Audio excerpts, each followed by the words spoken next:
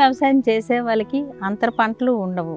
వాళ్ళు విపరీతమైన కెమికల్స్, రసాయనాలు వాడడం, కలుపు మందులు కొట్టడం, వాళ్ళకి అస్తమానం తడులిచ్చుకోవడం, స్ప్రేయింగ్లు చేయటం, వాళ్ళకి ఎక్కువగా ఖర్చు అవుతుంది. నాకైతే అట్లాంటి బెడదే లేదు. ఎందుకంటే నేను అంతర పంటలు వేసుకోవటం వలన నాకు భూమిని 365 రోజులు కప్పి ఉంచినట్లుగా అవుతుంది. నాకు తేమ నిలబడుతుంది. దానివల్ల ఎక్కడ చూసినా నాకు అరడుగు లోతులోనే నాకు వానపాములు కనిపిస్తాయి.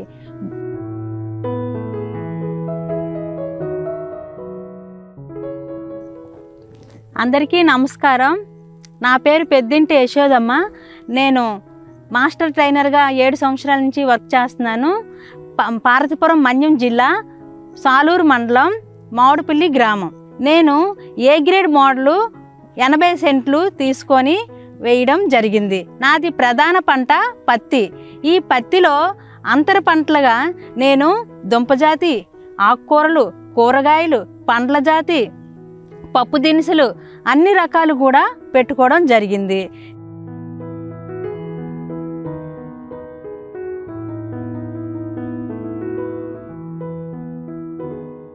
నేను ఈ ప్రకృతి వ్యవసాయం చూసిన తర్వాత నేను సొంతంగా ప్రకృతి వ్యవసాయం చేసుకోవాలి అని సంకల్పంతో, నాకు వ్యవసాయం లేనప్పటికీ కూడా నేను కౌలుకు తీసుకోవడం జరిగిందండి.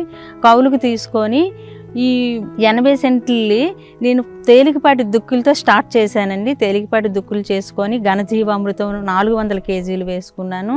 అలాగే పత్తి విత్తనాలు బీజామృతంతో విత్తన శుద్ధి చేసి వేసుకొని లైన్ షోయింగ్ చేసుకున్నాను.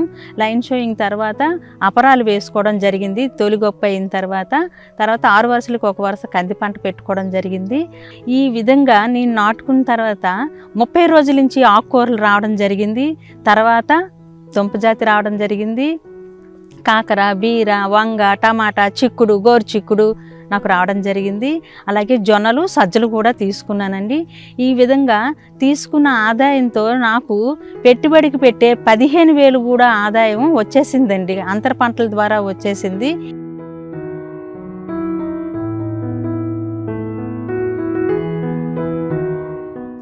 రాజీ లేని సూత్రాల్లో భాగంగా నేను ఎర్ర పంటలుగా బంతి, ఆముదం పెట్టుకోవడం జరిగింది.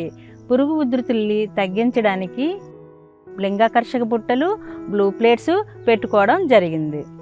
నాకు జీవ వైవిధ్యం పెరిగి మట్టిని నేను అడుగు స్థలంలో చేతితో ఎక్కడ తీసినా 10 నుంచి 15 ఎర్లు కనిపించడం జరుగుతుంది. ఎర్లు కింద మీద తిరిగి నా భూమిని సారవంతంగా తయారు చేయడం నేను గమనించడం జరిగింది. అంతర పంటలుగా వేసుకున్న పంటల్లో పెసర, మినుము, జొన్నలు నేను ఆల్రెడీగా హార్వెస్టింగ్ చేసుకోవటం జరిగింది. అదే ప్లేస్లో రిలే షోయింగ్గా నేను టమాటా, కొమ్ము శనగలు, మిరప వేసుకోవడం జరిగింది. హార్వెస్టింగ్ చేసిన పంట వ్యర్థాలను నేను మళ్ళీ ఇదే భూమిలో ఖాళీ ఉన్న ప్లేస్లో కప్పుకోవటం అయితే జరుగుతుంది. ఇలా మల్చింగ్ చేయడం వలన నా భూమి కప్పబడి ఉంటుంది. అలాగే తేమను కూడా నిలబెట్టుకొని ఉంటుంది. వానపాములు కూడా తిరగడానికి ఆసరాగా ఉండి నాకు భూమి మృదువుగా తయారవుతుంది. నేను మొదట్లో దేశీ విత్తనాలు సేకరణ కోసం ఇబ్బంది పడేదాన్ని. ఇప్పుడైతే నా పొలం నుంచే నేను వేసిన ప్రతి పంట నుంచి విత్తన సేకరణ చేసుకోవడం జరిగింది. ఆ విత్తన సేకరణలో భాగంగా నేను గోంగూర, తోటకూర, ఆముదాలు, చిక్కుడు, బెండ, బీర నేను సమకూర్చుకోవడం ప్రజెంట్ జరిగింది.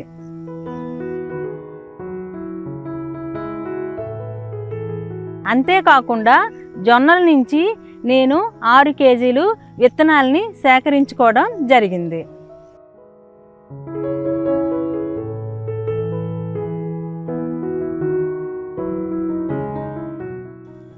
అలాగే నేను గ్రామస్తులకు కూడా కషాయాలు తయారు చేయడం, పురుగు ఉధృతులు ఏ విధంగా తగ్గించుకోవడమో తెలియజేసి సామూహికంగా గ్రామ రైతులందరినీ ఒక దగ్గర పెట్టి నేను కషాయాలు తయారు చేయించి చూపించడం కూడా జరుగుతుంది. ఫస్ట్లో మాకైతే కొంచెం సమస్యగానే ఉండేదండి.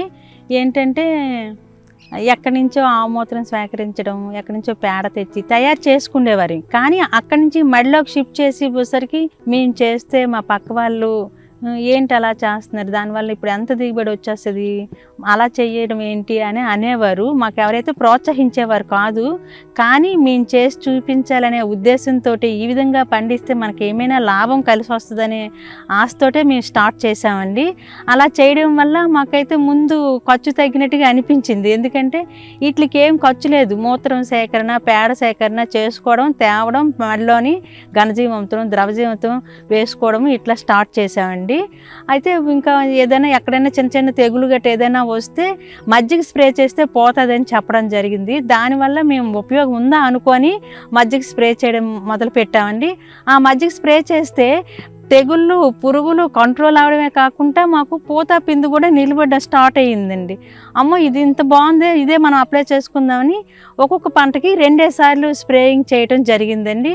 ఆ విధంగా కూడా మాకు తెగుళ్ళు, పురుగులు సరాసరి కంట్రోల్ అయినట్టు మాకు అనిపించి ఇంకా ఇది బాగుంది, మనకైతే ఏమీ లేదు, మజ్జిగ తెచ్చుకుంటే బాగున్నది కదా, ఇదే తోడుపెట్టి వేసుకుందామని అది వేసుకోవడం జరిగిందండి. ఇంకా గ్రోత్ ప్రమోటర్ లాగా వాడితే ఇంకా బాగుంటుందని మేము మరికొంచెము జిల్లేడు ద్రావణం, పంచగవ్య ఇది తయారు చేసుకొని కొట్టామండి. అలాగే లాస్ట్లోని సప్తధాన్యాంకర కషాయం కూడా కొడితే బాగుంది అని రిజల్ట్ విన్నామండి. విని మేము కూడా తయారు చేసుకున్నామండి. ఈ మూడిట్ల వల్ల అయితే మాకు గ్రోత్కి ఏమాత్రం డోకా లేకుండా గ్రోత్ కనిపించిందండి. ఇలాగా ఈ మూడిట్లే మేము ఎక్కువగా యూజ్ చేయడం కూడా జరిగింది. మేము ఈ విధంగా ప్రకృతి వ్యవసాయాన్ని అప్పటి నుంచి ఇప్పటి వరకు కూడా కంటిన్యూ చేస్తూ వ్యవసాయాన్ని ప్రకృతి వ్యవసాయంలోనే చేసుకుంటూ ఇందులో నేను జాయిన్ అయ్యి నేను మరికొంతమందిని ముందుకు తీసుకురావడం జరిగింది.